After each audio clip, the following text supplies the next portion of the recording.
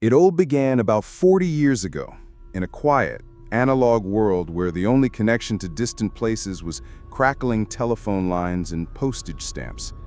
My father, John, was only 10 then. One day the postman brought a brown cardboard box with no return address. Inside, wrapped in yellowed newspapers, lay an antique daguerreotype, a photograph of an unknown man in a velvet frame. His eyes seemed to gaze through time. But the most terrifying thing was not the portrait itself, but a letter attached to its back with a wax seal. Today, such a letter would be called a hoax, a creepypasta. But in 1970s America, where legends of haunted houses and forest monsters were still alive, it made an unforgettable impression. My father claimed he never dared to read it himself.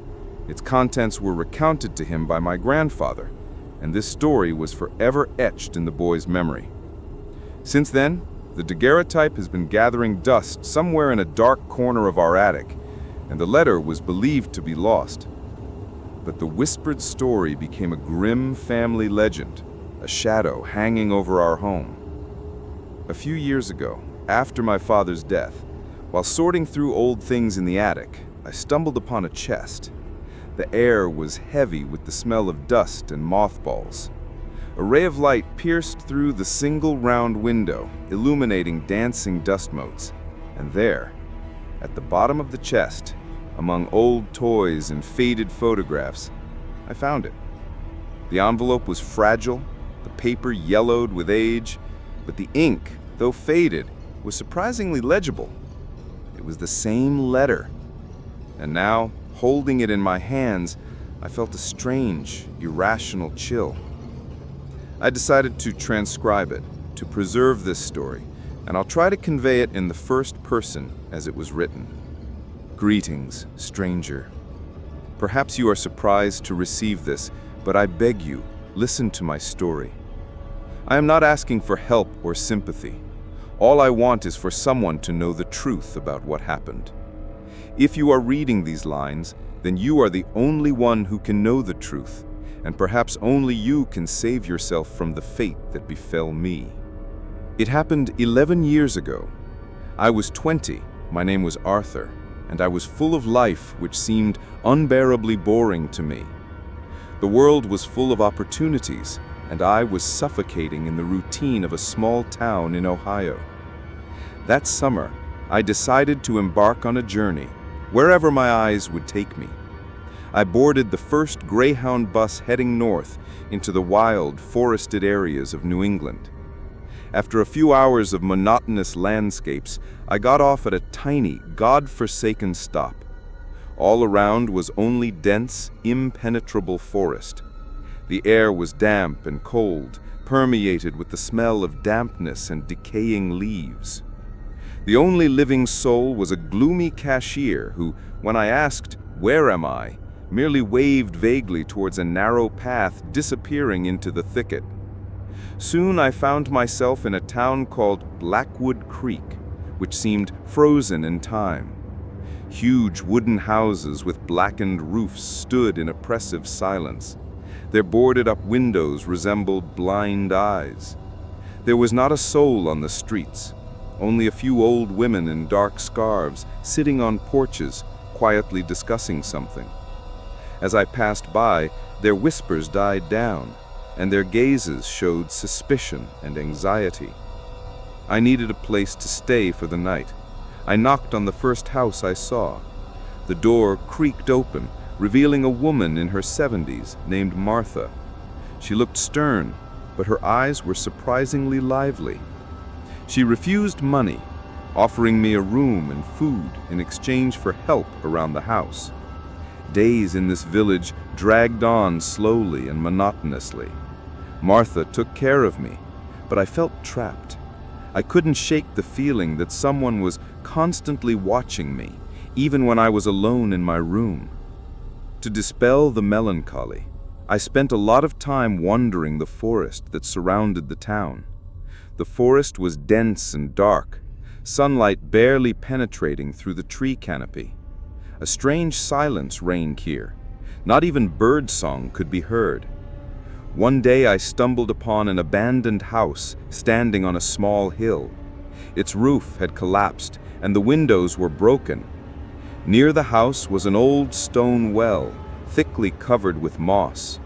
Out of curiosity, I peered inside. The water was surprisingly clear and reflective, and something faintly shimmered at the bottom.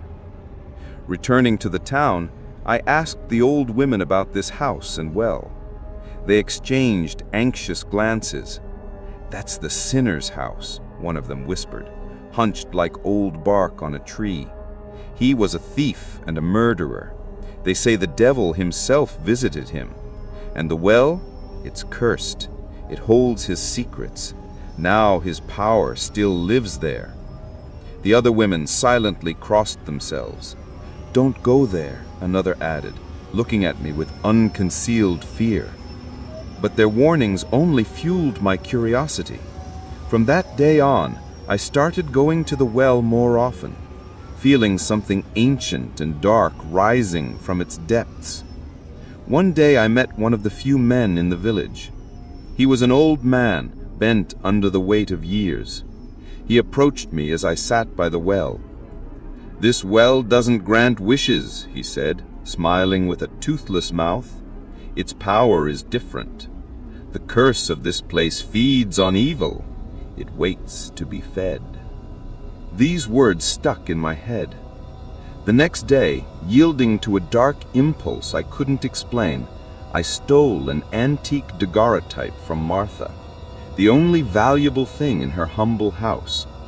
I knew it was wrong, that it would offend her, but the desire to test the well's power was stronger. With the cold, heavy object in my pocket, I headed back to the forest. This time, the walk through the forest was different. The trees seemed to stand like sentinels, their branches reaching out to me like arms. Halfway there, I heard heavy footsteps behind me, echoing in unison with mine. I spun around sharply, but there was no one behind me, only shadows gliding between the trees. I quickened my pace, but the footsteps didn't fall behind. It felt like someone was breathing down my neck. I ran. Reaching the well, I gasped and peered inside, and at the bottom, in the deep darkness, I saw a face. It was gray like marble and shriveled like a mummy's face. Its eyes were empty hollows from which darkness oozed, and its mouth was open, revealing sharp, broken teeth. It was not a human face, but it was so real that I couldn't doubt its existence. Suddenly, with icy horror, I realized that this face was my own, distorted by the crime I had committed. I had become that very sinner. From the depths came a whisper that chilled me to the bone. "You have broken the prohibition. Now you belong to me." I rushed to run back to the town, but the forest seemed to close around me, confusing the paths.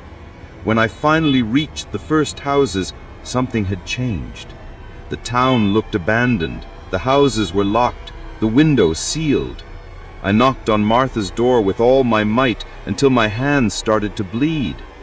Finally, the door opened, but it wasn't her standing on the threshold, but a creature similar to the one I had seen in the well. It looked at me with its empty eye sockets. At that moment, reality collapsed. The house disappeared. The town disappeared.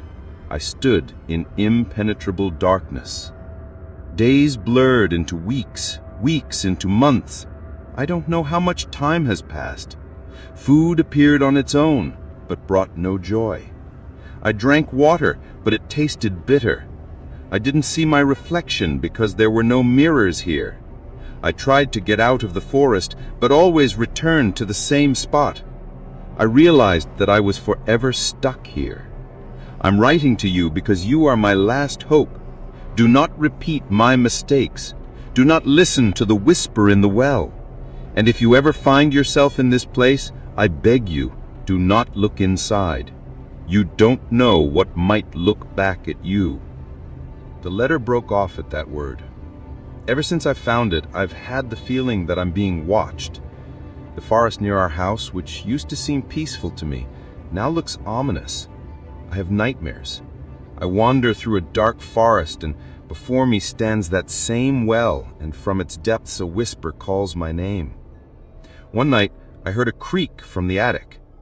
Going up there with a flashlight, I saw deep scratches on the dusty floor that led from the locked door to a dark corner, as if something large and heavy was trying to get out.